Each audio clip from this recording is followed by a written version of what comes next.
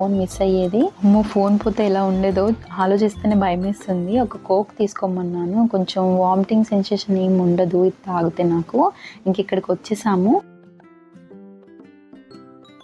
ఇక్కడ వ్యూ చాలా బాగా అనిపించింది. ట్రీస్ మిడిల్‌లో బాగా వచ్చాయి ఫొటోస్ కానీ, వీడియోస్ కానీ. అందుకనే లైట్‌గా అలా తీసేసుకున్నాము. లోపలికి వచ్చిన తర్వాత ఇలా ఉంది. చాలా బాగుంది.